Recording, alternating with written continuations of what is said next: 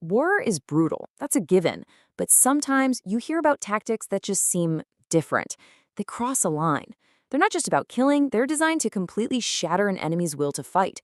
And today, we're going to explore a particularly cruel claim from World War II, one that weaponized a soldier's most basic human instinct. Yeah, this quote really cuts right to the chase, doesn't it?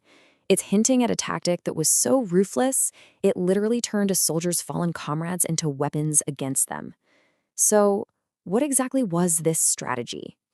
All right, so we're diving into this one specific and frankly shocking claim about a strategy supposedly used by German soldiers against American forces.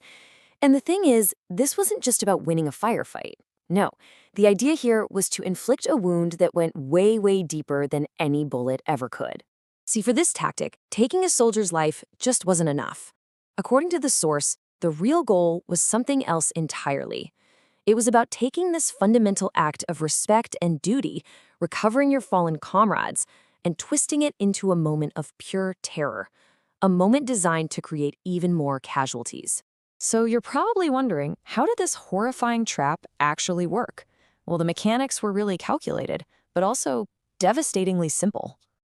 The whole process was chilling. First, an American soldier would be killed in battle. Then, German forces would allegedly place a landmine directly underneath the body. So when the American medical team arrives to carry their comrade away, well, you can see what happens. The very act of lifting the body would trigger the mine, causing a catastrophic explosion aimed directly at the rescuers. And this is a textbook example of psychological warfare. I mean, the primary target here wasn't really the medics' bodies. It was the minds of every single soldier in that unit. It's a strategy designed to attack the very spirit of an army. Which brings us to the real, deeper purpose of this whole trap. See, the impact was way bigger than just that one explosion. It was designed to have these ripple effects, these consequences that would spread through the entire force, both physically and, maybe more importantly, psychologically. Exactly.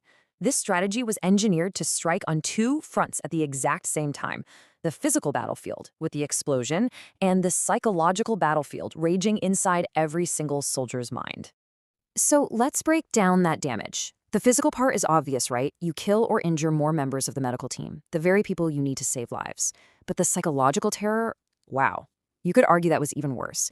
It creates this deep, paralyzing fear and distrust. Suddenly your own fallen friends become a potential threat. Can you even imagine that? It forces a kind of moral collapse. And of course, it completely disrupts rescue operations. Medical teams would start to hesitate. And in a war zone, hesitation can be just as deadly as a bullet. And this really highlights the crucial difference. A physical attack, that explosion, it's a single event. It has limited casualties. But the psychological attack, that's continuous. That fear doesn't just go away.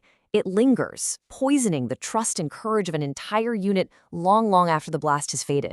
So all of this really leads us to a final and very difficult question.